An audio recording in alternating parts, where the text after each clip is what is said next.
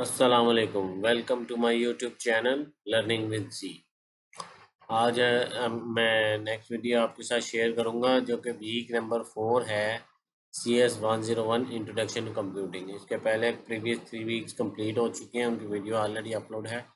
आप उनको देख सकते हैं, इसी प्लेलिस्ट में अवेलेबल है। यहाँ चैनल पे आप सर्च कर सकते हैं। ठीक है। अच्छा, मॉड्यूल 39 और यानी टॉपिक नंबर 39 वीक नंबर 4 में मॉड्यूल 39 से 51 तक है, यानी टॉपिक 39 से 51 तक इसके अंदर आपने पढ़ना है। अच्छा, आए हम देख लेते हैं कि इसका नाम क्या है। डाटा मैनिपुलेशन का सेक्शन ये चल रहा है। इसमें rotation and shift. Rotation and shift ये होती है कि हमने ऊपर पढ़ा था कि आप बिट जो हैं वो शिफ्ट करते थे टूवर्ड्स राइट। पहले आप पढ़ चुके हैं टॉपिक में कि लाइक 0 1 0 1 0 है। हम उस पर रोटेशन अगर अप्लाई करते हैं, यानी शिफ्ट एक अप्लाई करते हैं, एक डिजिट आगे कर देते हैं। ठीक है। जो अगर डिजिट एक आगे होगा, लाइक 1 0 1 0 1 है, और 1 अगर हम राइट, सबसे राइट मोस्ट बिट ने आगे को राइट होना है, यानी वही मूव होगी आगे। जब वो मूव आगे होगी तो इसका मतलब ये है कि वो ड्रॉप हो जाएगी या वो सर्कुलर में आ जाएगी। ठीक है। सर्कुलर में आने का मतलब या तो वो बिल्कुल निकल के गिर गिर जाएगी, या फिर वो स्टार्ट में आ जाएगी। दोनों तरह की शिफ्ट होती है। या तो वो सिंपल राइट या लेफ़्ट शिफ्ट होगी। जो भी वेट लेफ़्ट साइड पे या राइट साइड पे होगी वो ड्रॉप हो जाएगी, गिर जाएगी। या फिर वो अगर राइट साइड पे होगी तो वो लेफ़्ट साइड से दोबारा उसको इंसर्ट कर दिया जाएगा, या अगर वो लेफ़्ट साइड पे होगी तो वो राइट साइड से इंसर्ट कर दिया जाएगा। ये रोटेशन होती है। हम इस तरह रोटेशन करते हैं। One technique is to place the bit that fell off right end in the hole at the left end. वही बात है, जो आपकी ड्रॉप होती है हम उसको लेफ्ट हैंड है, इसको सर्कुलर शिफ्ट कहते हैं, आल्सो कॉल्ड रोटेशन। ठीक है। अब लॉजिकल रोटेशन क्या होता है? Another technique to discard the bit that fall off the edge and always fill the hole with zero. The term is called logical shift is often used to refer these operations, such as shift to the left, can be used to multiply two complement representation by 2। इसका मतलब ये होता है कि हम 2 से multiply कर रहे हैं। इस शिफ्ट का मतलब होता है shift to the left can be use for multiply by 2 complement represented by 2, और शिफ्ट टू द राइट जो होता है वो डिवाइडेड बाय 2 को रेफर करता है। ये लॉजिकल शिफ्ट है, वो सर्कुलर शिफ्ट है। उसमें वो दोबारा बिट वापस आ जाती है, लेकिन इसमें जो पहली बिट गिरी थी दैट्स में हमने राइट पे किया तो पहले जगह खाली होगी फर्स्ट में, हम उसे ज़ीरो से फिल कर देते हैं। ठीक है। इसके बाद एक होता है arithmetic shift. Shift that leave the sign bit unchange are sometime called shift arithmetic shift, यानी जिससे हम जब चेंज भी कर देते हैं, फिल भी कर दिया हमने, लेकिन फिर भी वो ओरिजिनल वैल्यू ही रहती है, उसे चेंज कुछ भी नहीं होता, उसे अरिथमेटिक शिफ्ट कहते हैं। ठीक है। लॉजिकल शिफ्ट में हमने 0 डालेंगे या 1 डालेंगे, वो साइन बिट रेफर कर रही थी, और हम उससे टू कम्प्लीमेंट रिप्रेजेंटेशन, उसे मल्टीप्लिकेशन कर रहे थे या डिवीजन कर रहे थे, राइट हो गई या लेफ्ट। इससे हम कुछ भी नहीं होगा। ये लिखा हुआ है इसकी definition, shift that leave the sign bit unchanged. Sign bit change नहीं होगी, उसको हम अरिथमेटिक शिफ्ट कहते हैं। बस यही सी चीज़ है। इसमें बस ये MCQs में पूछी जा सकती है, या शिफ्ट की टाइप पूछी जा सकती है कि कितने टाइप की शिफ्ट होते हैं, सर्कुलर, लॉजिकल और अरिथमेटिक। अच्छा, अब आगे वो अरिथमेटिक ऑपरेशन दोबारा वहीं पर आ रहा है। Subtraction can be simulated by addition and negation, likes in two complement notation, 7 minus 5 will be 7 plus minus 5, which means that the binary of 7 will be added to the binary of minus 7। अब ये हम arithmetic operation दोबारा हम वही कर रहे हैं, हमने पहले भी किया था कि अगर +3 और 2 प्लस को ऐड करते हैं तो वो 5 आता है, अगर -3 -2 को ऐड करते हैं तो वो -5 आएगा। होता ऐसे ही है। लेकिन the problem in two complement, यहाँ पर प्रॉब्लम ये है कि हम असल में, तो हमें पता होता है ना कि माइनस माइनस प्लस होगा। ठीक है। तो वो ऐड तो हो रहा है, लेकिन उसमें मसला ये आता है, उसमें मसला ये आता है कि हमें सम टाइम जो है वो रोटेशन परफॉर्म करके आंसर लाना पड़ता है, या हम रोटेशन परफॉर्म करके हम मल्टीप्लिकेशन या डिवीजन कर रहे होते हैं, तो उसमें हमें इशू फेस होता है कि वो करेक्ट आंसर नहीं आता, इसलिए हमें बार बार रोटेशन करते जाना होता है। राइट रोटेशन करनी है, सम टाइम हमें लेफ़्ट करने की ज़रूरत पड़ती है, कभी हमें अर्थमेटिक यूज़ करनी पड़ती है, वो अकॉर्डिंग टू साइन और वो चीज़ें हमें देख के करना पड़ता है। अच्छा, मल्टीप्लिकेशन कैसे होता है? Multiplication is repetitive addition. Repetitive addition, for example 8 को हम मल्टीप्लाई करेंगे 3 से, तो 8 विल बी एडेड 3 टाइम्स। यही होती है मल्टीप्लिकेशन में, लेकिन हमें मल्टीप्लिकेशन हम डायरेक्टली नहीं करते, इसके अंदर हमें वो रोटेशन करके करनी पड़ती है। तो मल्टीप्लिकेशन इज रेपिटेटिव एडिशन, ठीक है। Division can be achieve through subtraction, हम सब्सट्रैक्शन के थ्रू डिवीजन कर सकते हैं। Some small CPU are design to have just add और just add and subtract to do all arithmetic operation.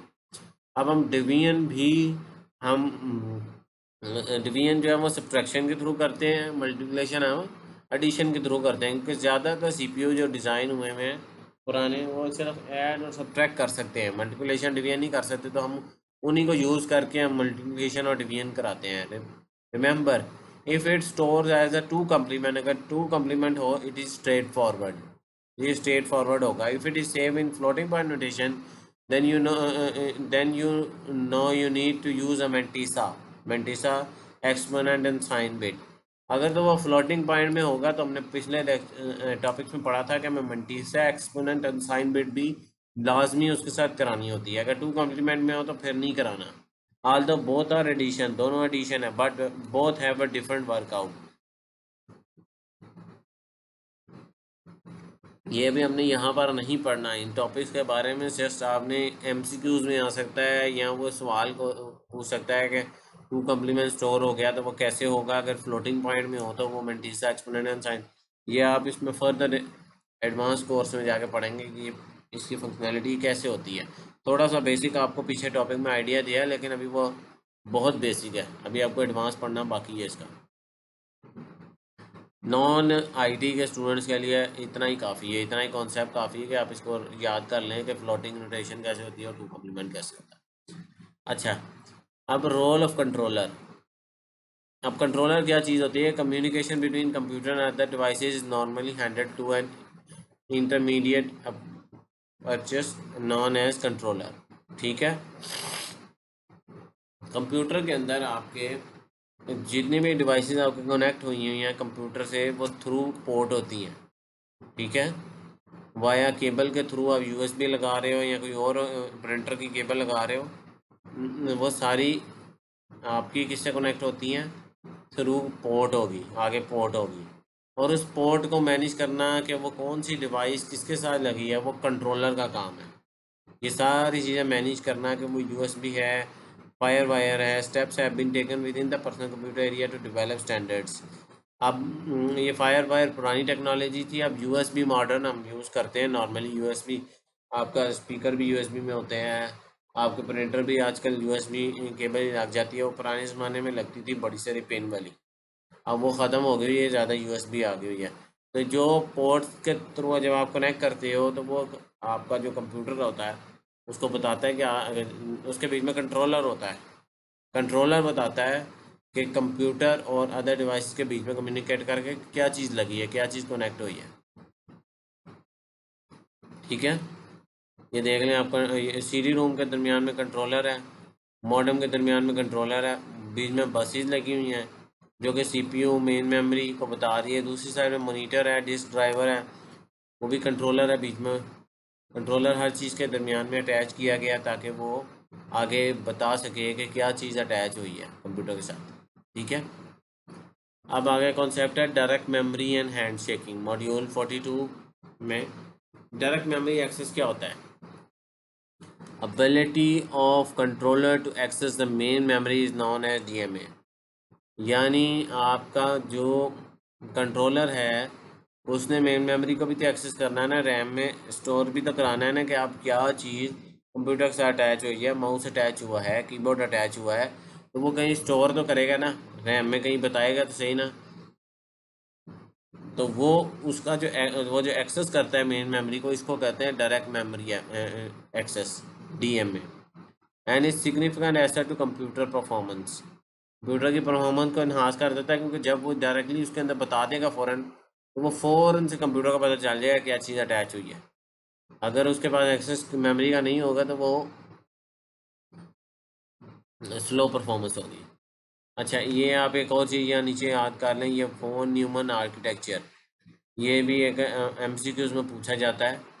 The immediate this इम्पिडेंट, अब ये बताता हूँ, even with excellent design central bus can become an immediate as a CPU and the controller complete for access one even because it is a consequences of underlying in which a CPU fetches instruction from memory over a central bus।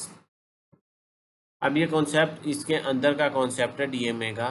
इसने von Neumann ने दिया था, ये architecture इसने basically दिया था कि main memory से सेंट्रल बस के दरमियान का जो आर्किटेक्चर है, जो उनकी आपस में कम्युनिकेशन होती है, वो वॉन न्यूमन बॉटलनेक उसे कहलाता है। ठीक है, क्योंकि सीपीयू जो है वो इंस्ट्रक्शन आपका जो कंप्यूटर ये ऊपर आपको बनाया हुआ है, सीपीयू ने मेन मेमोरी से ही फैच करना है। सीपीयू का कंट्रोलर मॉनिटर या सीडी रूम से ताल्लुक़ नहीं है, उसका ताल्लुक़ है मेन मेमोरी से। मेन मेमोरी में जो चीज़ पड़ी होगी, जो आप परफॉर्म करोगे, वो ही उस पर काम करेगा, उसको ही वो रिसोर्सेज असाइन करेगा उस चीज़ को। तो ये वो न्यूमन बॉटलनेक है कि दोनों का आपस में जो बात हो रही है इसकी, जो जो भी जो इंस्ट्रक्शन जा रही हैं सीपीयू की, ये वॉन न्यूमन आर्किटेक्चर के थ्रू हम इसे करते हैं। ठीक है। अच्छा, कम्युनिकेशन मीडिया, दो तरह के कम्युनिकेशन मीडियम होते हैं, पैरेलल कम्युनिकेशन और serial. Parallel communication, several signal are transfer at same time each on a separate line. अब हो ये रहा है, पैरेलल के अंदर होता है कि काफ़ी सारे जो सिग्नल जो भी सीपीयू को जा रहे हैं थ्रू बस यूज़ हो रही है ना, आप लाइक आप मेन मेमोरी से सीपीयू को जा रही है। पैरेलल कम्युनिकेशन ये है कि वो एक ही टाइम में एक लाइन पर एक भेजेगा। अगर वो छः लाइनें जा रही हैं, 6 बसेस जा रही हैं, तो वो 6 की 6 कटी, 6 के 6 सिग्नल ट्रांसफ़र हो जाएंगे। Data transfer is good, require complex architecture. इसमें कम्प्लेक्स, जाहिर सी बात है, अब अभी तो 4 की एग्जांपल हो रही है, इधर 50 हो तो वो पैरेलल कम्युनिकेशन जो है, अब आप कंप्यूटर के लिए इतना कम्प्लेक्स नहीं है, लेकिन जब आप देखेंगे तो वो कम्प्लेक्स हो जाएंगी चीज़ें। लेकिन वो पैरेलल कम्युनिकेशन काफ़ी जो है वो फास्टर होती है। उसके बाद सीरियल होती है, data transfer one after other, requires a simple data path. Data transfer rate is relatively slow than parallel communication. USB and FireWire are example of high-speed data transfer over a short distance. Ethernet connection for slightly longer distance. अब serial communication क्या है, एक वक्त में एक चीज़ जाएगी, simple path है, थोड़ा स्लो है। यूएसबी और फायरवायर जो होती है उसमें एक वक्त में एक काम ही हो रहा होता है। ईथरनेट कनेक्शन भी वो इसके अंदर इसी का पार्ट है, सीरियल कम्युनिकेशन का। वो एक वक्त में एक ही भेजता है, मल्टीपल सिग्नल नहीं भेज सकते ये। अच्छा, traditional voice line dominate the PC arena for many year, converting bit pattern to audible tone using modem, ये याद कर लें लाइन को, converting the bit pattern to audible tone, modem के थ्रू हम इसको करते हैं। For faster long distance communication के लिए डीएसएल लाइन यूज़ होती है, ये भी याद कर लें। केबल मॉडर्न क्या होता है, fibre optics and coaxial cable for higher definition TV and computer network. आजकल मॉडर्न फाइबर ऑप्टिक्स ही यूज़ हो रही है, ये एक्सियल केबल जो पुरानी थी ये अब काफ़ी ख़त्म होती जा रही है। Rate at which bits are transfer from one computing to another computing is measure in bit per second, BPS में मेजर होता है। Data transfer between one computer component to दूसरे कंप्यूटर तक, वो बिट पर सेकंड में होता है। वो कैसे होता है, किलोबाइट पर सेकंड में भी होता है, एमबीज मिलियन बिट पर सेकंड होगा, जीबी यानी बिलियन बिट सेकंड्स। ठीक है, 1 किलोबाइट जो है 8 केबीज बराबर होता है 1 केबी पर सेकंड के। ठीक है, ये आपने याद रखना, एमसीक्यू में पूछा जाता है। USB and FireWire provide several 100 एमबीज। आजकल तो मॉडर्न हो गई, यूएसबी जो है वो मेरा ख्याल है पोर्ट 5 यूज़ हो रही है आजकल, तो मॉडर्न है, वो काफ़ी फास्ट है। एज़ कम्पेयर टू पहले जो यूज़ होती थी। अब तो गीगाबाइट्स में ट्रांसफ़र रेट ही चल रहा है आजकल, एमबीज़ में नहीं है। अच्छा, पाइपलाइनिंग अगला कॉन्सेप्ट है पाइपलाइनिंग। पाइपलाइनिंग का कॉन्सेप्ट पढ़ने से पहले हम ये पढ़ लेते हैं दैट थ्रूपुट क्या होता है। थ्रूपुट क्या चीज़ होती है? Which refer to the total amount of work machine can be accomplish in the given time. यानी इसका मतलब ये है कि एक मशीन जो है वो उसको जितना गिवन ऑफ टाइम है, लाइक 1 मिनट है, टोटल अमाउंट ऑफ वर्क जितना उसके अंदर वो वर्क कर सकती है, जितना वो काम कर सकती है, जितने वो सिग्नल को भेज सकती है, जितने ऑपरेशन वो परफॉर्म कर सकती है 1 मिनट के अंदर इन द गिवन ऑफ टाइम, जितना उसका टाइम दिया, उसको थ्रूपुट कहते हैं। पाइपलाइनिंग ये कॉन्सेप्ट होता है which is a technique that steps in a machine cycle to overlap. यानी एक वक्त में मल्टीपल चीज़ें इस ये देखें, while one instruction is being executed the next instruction can be fetched, which mean that more than one instruction can be piped at one time, each at the different stage of being processed। यानी एक वक्त में ज़्यादातर काम हो रहे होते हैं। अब जैसे पाइप का कॉन्सेप्ट होता है, हम पाइप, एक पाइप के आगे दूसरी पाइप जोड़ते हैं, तीसरी पाइप जोड़ते हैं, चौथी पाइप जोड़ते हैं, उसको पूरा एक सर्कल बना देते हैं एक जगह से दूसरी जगह, ताकि पानी या कोई भी चीज़ के अंदर फ्लो नहीं है तो उसमें फ्लो। तो इसी तरह पाइप का कॉन्सेप्ट होता है कि हम मल्टीपल चीज़ें जो हैं वो सेम टाइम पे एग्जीक्यूट करवा देते हैं, मल्टीपल इंस्ट्रक्शन सेम टाइम पे इंस्ट्रक्शन होती हैं। या बाज़ औक़ात ऐसे होता है एक के साथ एक जैसे ही ख़त्म हुई है, वो भी ख़त्म नहीं हुई तो दूसरी पहले स्टार्ट हो जाएगी, तीसरी स्टार्ट हो जाएगी, वो तीसरी ख़त्म नहीं हुई तो चौथी, पाँचवीं, छठी ऑलरेडी वो स्टार्ट होगी। तो ये पाइपलाइनिंग का कॉन्सेप्ट है, ठीक है। अच्छा, अब यहाँ पर हम वो ख़त्म हो गया डाटा मैनिपुलेशन का टॉपिक जो ख़त्म होकर ऑपरेटिंग सिस्टम का शुरू हो गया। ऑपरेटिंग सिस्टम की हिस्ट्री बताई गई है कि कब से कौन सा शुरू हुआ। ऑपरेटिंग सिस्टम आपका विंडोज़ है, ठीक है। ये सारी आप हिस्ट्री यहाँ पर पढ़ सकते हैं। जॉब क्या होता है, मैं आपको इसमें the execution of each program, जो भी ऑपरेटिंग सिस्टम ने एग्जीक्यूशन करनी होती है किसी प्रोग्राम की, उसको जॉब कहते हैं। वो एक जॉब परफॉर्म करता है, हम जॉब करते हैं ना। अब इसके अंदर पहले बैच प्रोसेसिंग होती थी। बैच प्रोसेसिंग वही चीज़ है, वन बाय वन एक जॉब परफॉर्म होगी, जब तक वो ख़त्म नहीं होगी दूसरी शुरू नहीं होगी, ये बैच प्रोसेसिंग होती है। एक खत्म, एक शुरू, बाकी अब मैं नीचे एक और कॉन्सेप्ट से जोड़ता हूँ, जॉब क्यू। और क्यू क्या होता है? क्यू वो होती है जिसमें वो सारे टास्क लग जाते हैं आपके, job number 1, job number 2, job queue basically वही चीज़ है। Job is residing in mass storage wait for execution in job. जो चीज़ को एग्जीक्यूट होने के लिए पड़ी होती है वो फर्स्ट इन फर्स्ट आउट होती है, यानी जो पहले आई है पहले उसको जॉब के लिए आपने यहाँ पर क्लिक किया एक नया टैब ओपन होने के लिए, साथ ही आपने कोई और कर दिया। ये तो कंप्यूटर इतना फास्ट है कि वो उसी वक्त वो काम कर ले। लेकिन जो स्लो कंप्यूटर होते थे पुराने ज़माने के, जिसमें बैच प्रोसेसिंग होती थी, आजकल बैच प्रोसेसिंग नहीं है, आजकल तो पैरेलल कम्युनिकेशन हो रही है ना। तो उसमें होता ये था कि अगर आपने 1, 2, 3, 10 टास्क इकट्ठे दे दिए तो पहले पहले एग्जीक्यूट होगा, जब तक वो नहीं होगा वो क्यू में दूसरी बाकी चीज़ें पड़ी रहेंगी। फिर दूसरा टास्क आएगा, तीसरा आएगा, वो फर्स्ट इन फर्स्ट आउट के मेथड से आएगा। जो पहले आया था वो पहले ही एग्जीक्यूट होगा, जो बाद में आएगा वो बाद में एग्जीक्यूट होगा, ठीक है। ये देख लें, इसके नीचे उन्होंने दिया हुआ है job program data and direction, job execution result. Simple ये इस तरह बैच प्रोसेसिंग हो रही है, ठीक है। प्रोसेसिंग के इंटरेक्टिव प्रोसेसिंग क्या होता है? एक ये कॉन्सेप्ट भी है, to communicate this new operating system और develop that allow program being executed to carry on a dialog with the user through a remote terminal. अब ये एक रिमोट टर्मिनल यहाँ पर फील्ड है। टर्मिनल्स क्या होते हैं? टर्मिनल ये आपके लिए बिल्कुल न्यू कॉन्सेप्ट है, बल्कि आपने ये देखा होगा, मैं आपको दिखा देता हूँ। इसको टर्मिनल कहते हैं, ब्लैक स्क्रीन को। आप कंप्यूटर से बात कर सको, आपका और कंप्यूटर की, जो कंप्यूटर की नहीं, आपका और ऑपरेटिंग सिस्टम का आपस में रब्ता थ्रू टर्मिनल से होता है। या आपने खुद से कोई उसको ऑपरेटिंग सिस्टम को कोई इंस्ट्रक्शन देनी है ना कि ये कर दो, या ऑपरेटिंग सिस्टम में कोई चेंजेस करना चाहते हो, तो वो आप इंटरेक्टिव प्रोसेसिंग यानी आपका रिमोट टर्मिनल या टर्मिनल के थ्रू कमांड लाइन इंटरफेस भी इसको कहते हैं, उसके थ्रू हम करते हैं। ठीक है, ये देखिए मशीन है, program data direction and result, उसको हमने इंटरेक्टिव प्रोसेसिंग के थ्रू हमने खुद दी इंस्ट्रक्शन, उसको थ्रू कमांड यानी उसको लिख के बताया, क्लिक नहीं कर रहे हैं हम कहीं पर। ठीक है, ये दो तरह के यूज़र इंटरफेस, उसमें तो हम उसको बताते थे ना कि ये जॉब कर दो, ये काम कर दो, ये काम कर दो, यानी वो क्लिक करके हम बताते थे। ये कमांड लाइन इंटरफेस में इंटरेक्टिव में आप उसको लिख के बताते हो कि ये काम कर दो, वो कर दो, उसको पूरा उसको इंस्ट्रक्शंस देनी होती हैं कमांड्स के through.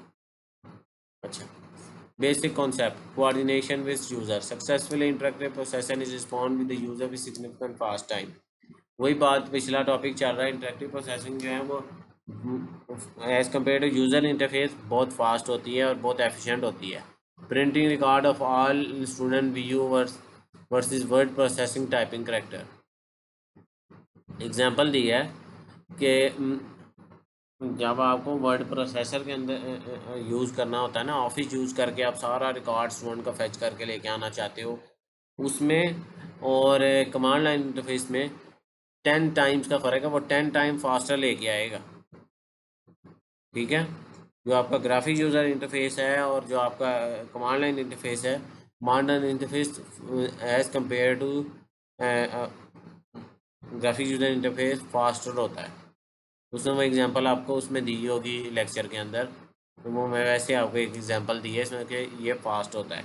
Execution of task under a deadline,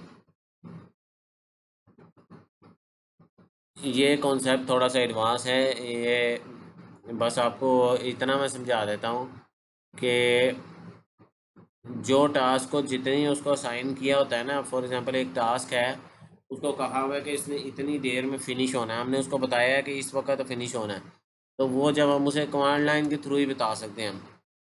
ठीक है, तो वो टास्क उसी वक्त मुकम्मल होगा या उसी वक्त execution of task under deadline, यानी हमने बताया कि आधे घंटे बाद ये टास्क शुरू हो और आधे घंटे बाद ये ख़त्म हो जाए, तो ये एग्जीक्यूशन ऑफ टास्क जो है वो बेसिकली डेडलाइन के अंदर जो फिनिश करने की बात हो रही है ना, वो यहाँ पर ये कह रहा है। Real time performance processing, computer perform the task in accordance with the deadlines in its external real world environment. अब ये वही बात है, real time processing, real time updation या रियल टाइम प्रोसेसिंग यही होती है जब आप जैसे उसको जिस वक्त कहो उसी वक्त करना शुरू करते हैं। हम जैसे क्लिक करते हैं, ये भी रियल टाइम प्रोसेसिंग है, वो फ़ौरन उसी वक्त हमारे काम को करना शुरू कर देता है। कि हम उसको कोई कमांड लिख के देते हैं तो वो फ़ौरन उसी वक्त कर देता है, उसी वक्त डेडलाइन को मीट करता है। ये रियल टाइम प्रोसेसिंग होती है। Interactive system and real time processing, if a system is serving only a one user, real time processing were relatively easier to implement, वो ज़्यादा बेहतर था। However computer in 60-70 were expensive, तो real time processing था वो बहुत महंगे थे। Each machine had to serve more than one user at remote terminal.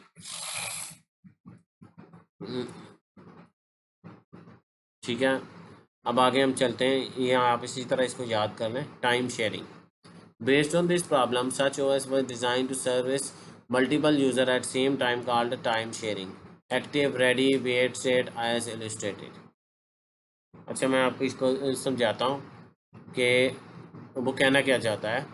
उस वक़्त होता ये था पुराने कंप्यूटर के अंदर कि एक रिमोट टर्मिनल था। Each machine had to serve more than one user at a remote terminal. अब एक मशीन है, एक ही कंप्यूटर है, अब उस पर सिर्फ एक ही वो इंस्टॉल हो के यूज़र जो है वो एग्जीक्यूट करेगा एक टाइम पे, तो जो बाकी हैं वो कैसे करेंगे? बाकी तो वो कर नहीं सकते जब तक वो करके ख़त्म करके अपने आप को यूज़र को आउट नहीं करेगा, दूसरा यूज़र नहीं आ सकता। लेकिन यही प्रॉब्लम राइज हो रही थी ओएस के अंदर, तो मल्टीपल टास्क नहीं कर पा रहा था, मल्टीपल यूज़र को हैंडल नहीं कर पा रहा था, इसीलिए उन्होंने टाइम शेयरिंग सिस्टम लेकर आए कि एक वक्त में यूज़र तो एक ही एक्टिव होगा, लेकिन वो क्यों, दूसरा अगर यूज़र आएगा तो वो क्यों में लग जाएगा, जैसे ही वो ख़त्म होगा दूसरे यूज़र को वो एक्सेस दे देगा कि आप अपना आप काम कर लो, तीसरा यूज़र हो जाएगा। इसी तरह एक्टिव, रेडी, वेट, स्टेट, यानी एक्टिव का मतलब है वो एक्टिव है यानी वो तैयार है करने के लिए। रेडी मतलब वो उसके अंदर चला गया। वेट स्टेट मतलब वो इंतज़ार कर रहा है कि पहले वाले का ख़त्म हो के नहीं, काम ख़त्म हो के नहीं। Multi programming one way implementing time sharing small time intervals, छोटे time interval each job is executed for such small interval. यानी आप इसका एक और भी तरीका है इम्प्लीमेंट करने का, मल्टी प्रोग्रामिंग।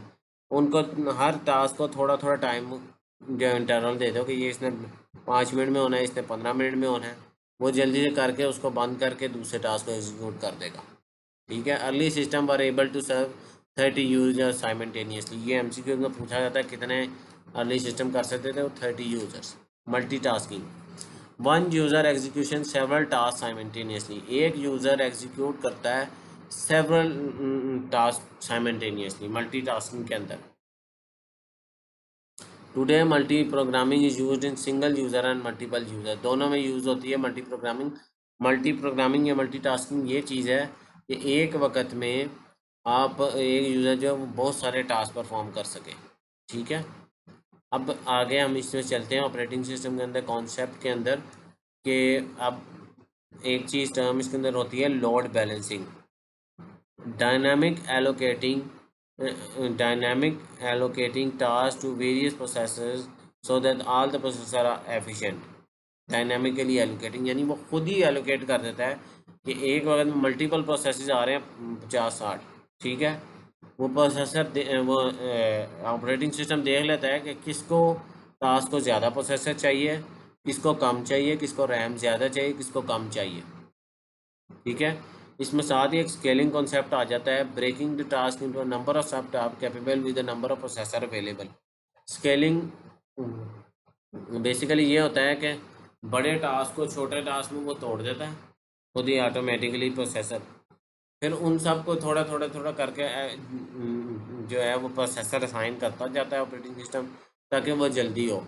एक स्केलिंग का कॉन्सेप्ट ये भी होता है कि उसको इतना छोटे करके बड़ा कर देता है स्केलिंग, कि आप के पास थोड़े से वो उनको छोटा भी कर देगा, कि टास्क को तोड़ भी देगा और उसकी जो है वो स्केल कर देगा, अपनी प्रोसेसिंग पावर को भी स्केल करेगा। ये भी स्केलिंग का एक कॉन्सेप्ट में आता है। Embedded system the computer found in these devices are not which devices, गाड़ियों के अंदर, होम अप्लाइंसेस के अंदर, सेल फोन्स में, मेडिकल डिवाइसेस, टेम्परेचर चेक करने के लिए जो आपका आजकल इलेक्ट्रॉनिक डिवाइस होती है वो एम्बेडेड सिस्टम है। उसके अंदर एम्बेड हुआ होता है ऑपरेटिंग सिस्टम। वो बस वो वही काम कर सकता है जो उसे करवाना है। विंडोज़ की तरह ऑपरेटिंग सिस्टम नहीं होता कि जिसके अंदर आप जैसे मर्ज़ी आप वर्क करो, आपके पास इन्वायरमेंट होती है, उसमें सिर्फ वही काम करेगा जो उसको बताया गया है। ये ऑपरेटिंग सिस्टम के नीचे जो है develop by pocket PC, palm OS, palm source, ये पुराने आजकल मॉडर्न अब एंड्रॉयड है, विंडोज़ मोबाइल है, और इस तरह की एग्जांपल है एम्बेडेड सिस्टम की भी एग्जांपल। आप एंड्रॉयड भी एम्बेडेड सिस्टम ही है एक तरह का, उसके अंदर एम्बेड हुआ हुआ। लेकिन जो एम्बेडेड सिस्टम बेसिकली जो यूज़ होते हैं, फ्रिज के अंदर भी एम्बेडेड होता है, आपके टीवी भी एम्बेडेड एक सॉफ्टवेयर है, आपका मेडिकल कोई भी जो ऑपरेटर्स या मशीन्स मॉडर्न आती हैं जिसमें आप बीपी ऑपरेटर्स है या कोई और चीज़ है, वो सारे उसके अंदर एम्बेडेड सिस्टम, उसके अंदर सॉफ्टवेयर एम्बेड हुआ हुआ ऑपरेटिंग सिस्टम। वो सिर्फ और सिर्फ वही काम कर सकता है जो उसको बताया गया। ठीक है। आगे चलते हैं। अब हम आगे चलते हैं मॉड्यूल 48 में, सॉफ्टवेयर क्लासिफिकेशन। दो तरह के सॉफ्टवेयर आपने पढ़े हुए, एप्लीकेशन और सिस्टम सॉफ्टवेयर। सिस्टम सॉफ्टवेयर में आपका ऑपरेटिंग सिस्टम आता है, यूटिलिटी सॉफ्टवेयर आते हैं, डिवाइस ड्राइवर्स आते हैं, और आपका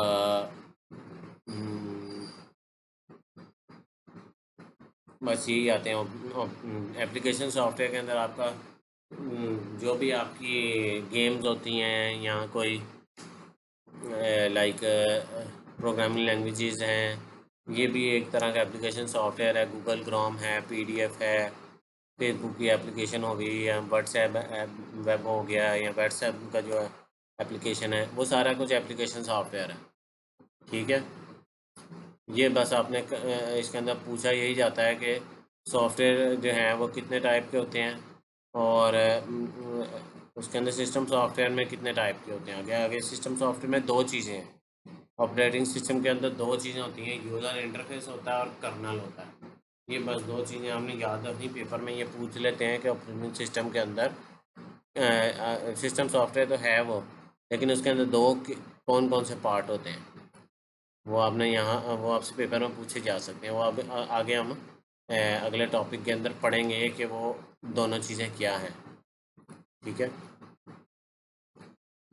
सबसे पहले तो वो देख लें कि उसके अंदर यूज़र इंटरफेस क्या है। यूज़र इंटरफेस तो आपका बेसिकली वही है कि आप जहाँ ये क्लिक कर रहे हैं ये एक तरह का यूज़र इंटरफेस है, सारा आपका डेस्कटॉप है, आपकी ड्राइव्स हैं, आपका डाटा पड़ा हुआ है, जो भी ये सारा एक तरह का यूज़र इंटरफेस है जहाँ आप क्लिक कर सकते हैं। ठीक है, आपने इस ऊपर सॉफ्टवेयर में आपने फ़र्क तो आपको पता ही है कि जो चीज़ आप जैसे टच कर सकते हैं।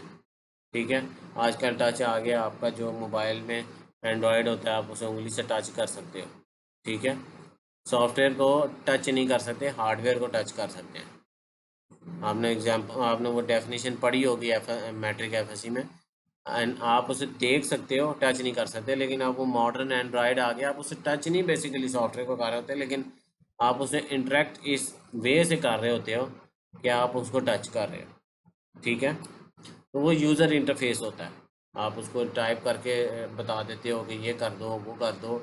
ये इंटरेक्ट करने का कंप्यूटर से एक तरीका है। ठीक है, ये ऑपरेटिंग सिस्टम होता है जो हमें ये प्रोवाइड करता है।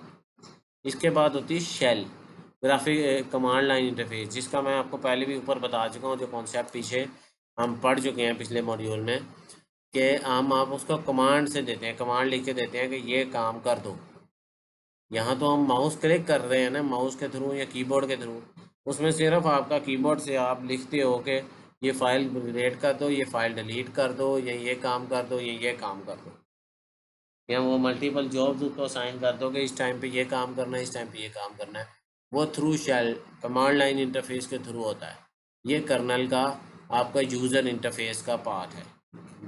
दोनों चीज़ें ये है तो वो इंटरफेस ही, जिससे आपने यूज़र ने कम्युनिकेट करना है कंप्यूटर के साथ।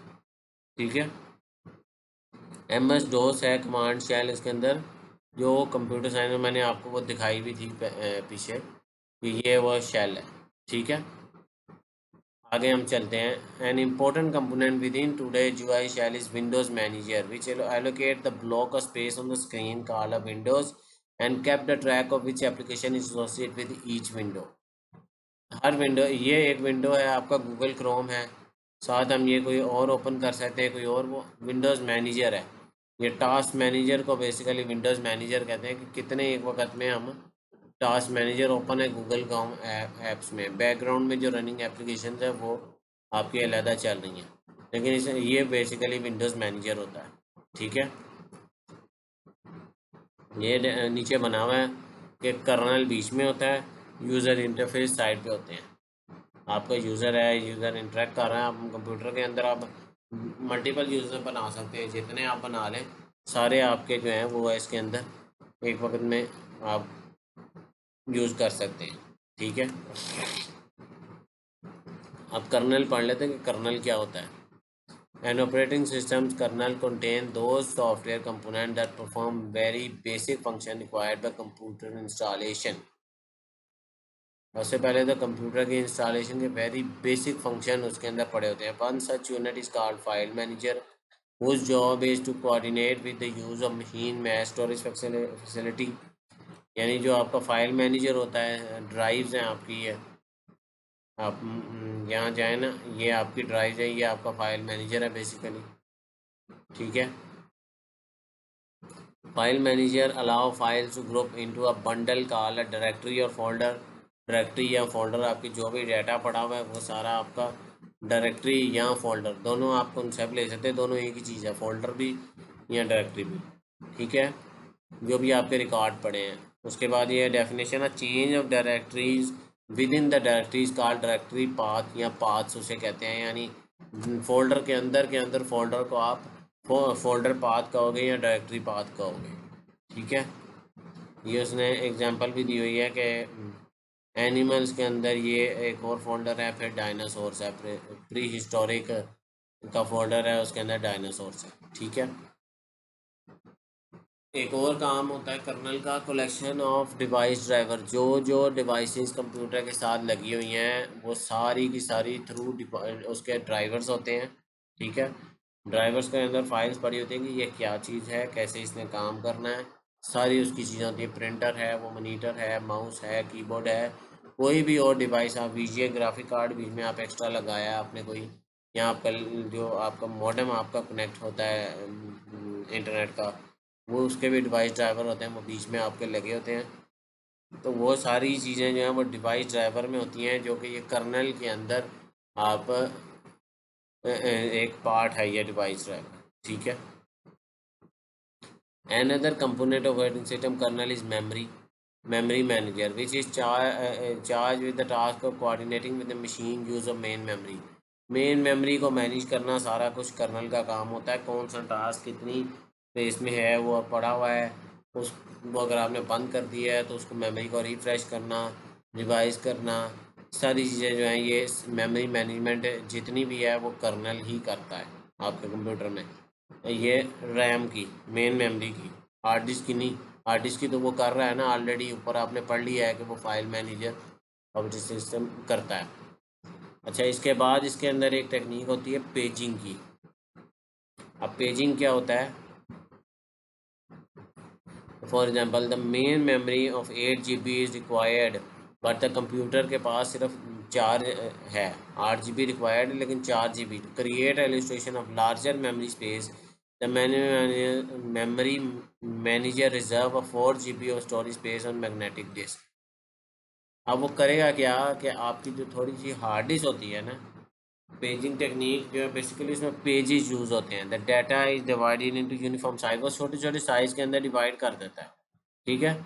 लेकिन यहाँ पर एक कॉन्सेप्ट है कि वो ये आपको कहना चाह रहा है कि आप का जो, अगर तो वो ज़्यादा है, उसको 8 GB चाहिए थी, बट कंप्यूटर के पास वो 4 GB है, उसने 4 GB जो आपकी हार्ड डिस्क थी ना, उसको ही उसने एक तरह का रैम बना लिया। ये एक तरह का वर्चुअल मेमोरी का कॉन्सेप्ट है। ये large fictional memory space created है। पेजिंग जो पेजिंग से क्रिएट होती है बड़ी स्पेस, उसे वर्चुअली क्रिएट हुई होती है, वो स्पेस एग्जिस्ट नहीं करती। लेकिन अब वो वर्चुअली रैम में इतनी ताकत नहीं है कि वो उसको रख सके। लेकिन जब वो उसको वो इसी तरह जब रख नहीं सकती तो वो उसको वर्चुअल मेमोरी क्रिएट कर लेती है आपकी using hard disk. Hard disk तो आपकी ज़्यादा होती है ना, 500 MB की होगी, या 500 GB की होगी, या 1 TB की होगी, या 250 GB है। वो 4-5 GB तो उसमें फ्री करना कोई मुश्किल तो बात नहीं है ना। वो उसी को पेजेस बना के उसके अंदर छोटे छोटे मेमोरी के अंदर वो उसको असाइन कर देता है, असाइन करता जाता है। जो भी आप चीज़ करते हो वो फिर भी स्मूथली चलती है। थोड़ा स्लो परफॉर्मेंस होती है उस पर, लेकिन फिर भी वो आपकी चीज़ रन हो जाती है, क्योंकि वो आपकी हार्ड डिस्क के थ्रू उसको शेयर कर रहा होता है रैम। तो एक और आपका शेड्यूलर और डिस्पैचर भी आपका होता है, which will study in next section में। हम अभी शेड्यूलर और डिस्पैचर को पढ़ेंगे। 2 टर्म्स और हैं इसके अंदर रहती हैं। Scheduler determine which activity are to be consider for execution, कौन सी एक्टिविटी आपने एग्जीक्यूशन के लिए कंसीडर करनी है। Dispatcher control the allocation of time to this activities, dispatcher जो है वो एलोकेट करता है कितना टाइम चाहिए एक एक्टिविटी को परफॉर्म करने के लिए। ये 2 चीज़ें भी ऑपरेटिंग सिस्टम का पार्ट है। Process of booting last topic है इसके अंदर आज का हमारा। बूटिंग क्या होता है? बूट प्रोसेस होता है कंप्यूटर को स्टार्ट होना। जब आप कंप्यूटर का बटन दबाते हो तो उसके बाद आप, वो क्या होता है, वो बूटिंग प्रोसेस होता है, कंप्यूटर स्टार्ट होता है आपका। कंप्यूटर का जो भी आपका एचपी का लैपटॉप है या जो भी कंप्यूटर डेल का है, पहले वो लोड होता है, उसके बाद वो बायोस होती है बेसिकली लोड होती है। बायोस लोड होने के बाद आपका कंप्यूटर जो है वो ऑपरेटिंग सिस्टम की तरफ जाता है, हार्ड डिस्क को एक्सेस करता है पहले कि कौन सी हार्ड डिस्क कंप्यूटर में लगी हुई है। उसको वो हार्ड डिस्क फाउंड होती है, जैसे ही फाउंड होती है उसके अंदर वो चेक करता है ऑपरेटिंग सिस्टम कहाँ पड़ा हुआ है, कौन सी ड्राइव में है। वो जैसे ही वो ऑपरेटिंग सिस्टम देखता है, अगर मल्टीपल ऑपरेटिंग सिस्टम आपके पास हैं कंप्यूटर में, तो वो आपसे पूछ लेता है कि आपने कौन सा इस्तेमाल करना है, कौन सा आप रन करना चाहते हो। अगर आपने नॉर्मली आप एक ऑपरेटिंग सिस्टम ही रन करते हो ना, विंडोज़ 10 8 या 7 आपने तीनों इंस्टॉल की हुई हैं, तो वो अगर आप जो कॉमनली यूज़ करते हो या लास्ट टाइम यूज़ की होगी वो ऑटोमेटिकली रन कर देगी। लेकिन आप अगर कंप्यूटर को बंद करके दोबारा चलाओगे, रीस्टार्ट करोगे, तो फिर वो आपसे पूछेगा क्या आपने वही स्टार्ट करना है, तो ये बूटिंग प्रोसेस होता है। ठीक है, कंप्यूटर को बूट करने का। Boot strapping that is perform by computer each time it is turn on. It is the, it is this procedure that transfer operating system from main storage, वही बात मैंने आपको बताई है जो। ठीक है, ये रीड ओनली मेमोरी होती है जिसमें से because it content can be read but not Altered. आप विंडोज़ की जो फाइल होती है या जो कंप्यूटर की आपके ऑपरेटिंग सिस्टम की फाइल होती है, आप उन्हें चेंज नहीं कर सकते, ये रीड ओनली मेमोरी में पड़ी होती है। ठीक है, as an analog you think of storing bit pattern in a ROM as blowing tiny fuses, although technology use is more advance. अब वो पुराने ज़माने में ये बता रहा है कि टाइनी फ्यूज़ उस वक्त यूज़ होते थे, अब तो ट्रांजिस्टर्स यूज़ हो रहे हैं ना, रैम और रोम दोनों को स्टोर करने के लिए, यूज़ करने के लिए। तो इसका मतलब ये है कि which mean that is strictly ROM because it can be alter under the special circumstances. Control the flash memory technology, वही बात जो मैं आपको कर रहा हूँ, फ्लैश मेमोरी टेक्नोलॉजी की बात ही कर रहा हूँ, जो ट्रांजिस्टर यूज़ करते हैं। Not strictly RAM because is alter under special circumstances. ठीक है, बूट लोडर एक चीज़ इसमें टर्म होती है, program called a boot loader is a permanently store in machine ROM. इसका मैं नीचे आपको बताता हूँ इसका कि रोम में बेसिकली बूट लोडर पड़ा होता है। ठीक है, जिसने आपका ऑपरेटिंग सिस्टम लोड करना है, जो कि वोलेटाइल मेमोरी में, रैम में, आपकी रैम जो है वोलेटाइल मेमोरी है। Machine start by executing the boot loader, program already in the machine, already memory में पड़ा हुआ आपका operating system store in the mass storage. ठीक है, boot loader program direct the transfer, वो ट्रांसफ़र करता है direct code to operating system into main memory and then transfer the control to it. यानी जो आपका बूट लोडर प्रोग्राम है वो बताता है वो बेसिकली मेन मेमोरी को बताता है कि आपका जो मैक स्टोरेज ऑपरेटिंग सिस्टम है उसको मैंने रन किया है, वो बूट होने की कोशिश कर रहा है, वो स्टार्ट हो रहा है, अब वो रैम में जाके पड़ेगा, मैक स्टोरेज से उठ के रैम में जाएगा कि ये ऑपरेटिंग सिस्टम अब बूट होने लगा है। ठीक है, ये बूट लोडर का बीच में काम होता है कि वो program initially execute when the machine is turn on, the instruction in the bootloader direct the CPU to transfer the operating system from a predetermined location in the volatile memory of RAM। वो volatile memory of RAM में predetermined यानी वो एक location होती है particular RAM में। आपका operating system तो हर दफ़ा ही रन होना है, जब आपने चलाना है उसी ने रन होना है, तो वो एक प्री डिटरमाइंड लोकेशन में मेन मेमोरी में पड़ी होती है, वो हमेशा वहीं जाकर लोड होता है उसमें। अच्छा, फर्मवेयर अपडेट एक लास्ट इसका टॉपिक है। While it is possible to update operating system and boot loader store in a ROM, ROM के अंदर आपका जो भी बूट लोडर पड़ा हुआ है ऑपरेटिंग सिस्टम, उसको हम अपडेट कर सकते हैं। आपका जो बायोस है, आपका जो मेन ऑपरेटिंग सिस्टम है, आपका बूट लोडर है, इन सारे ये चीज़ें रोम में पड़ी हैं। उसके ऊपर बताया कि बूट लोडर रोम के अंदर पड़ा होता है हर वक्त बूट करने के लिए। अगर इसको हम अपडेट करना चाहें तो इसका मतलब होता है फर्मवेयर अपडेट, उसका फर्मवेयर यानी मेन सॉफ्टवेयर अपडेट कर रहे हैं, मेन उसके अंदर बायोस पड़ी हुई है। ठीक है, ये अपडेट की जा सकती है, ये वो कॉन्सेप्ट है। ठीक है, अब यहाँ पर हमारा जो है वो ऑपरेटिंग सिस्टम और वीक नंबर 4 जो है वो एंड हो रहा है।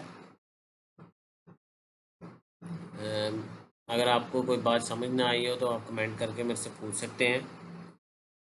ये इसके बाद इंशाल्लाह वीक 5 स्टार्ट होगा। आपका मिड टर्म का कोर्स जो है वो वीक 7 तक होता है। इंशाल्लाह मैं कोशिश करूँगा कि आपका वीक जल्द ही वीडियोस बना दूँ आपके लिए। अगर आपको कुछ समझ नहीं आए आप सवाल कर सकते हैं। मेरे चैनल को लाइक करें, सब्सक्राइब करें, वीडियो को शेयर करें। मिलते हैं अगले वीडियो में, तब तक के लिए अल्लाह हाफिज़, अस्सलाम वालेकुम।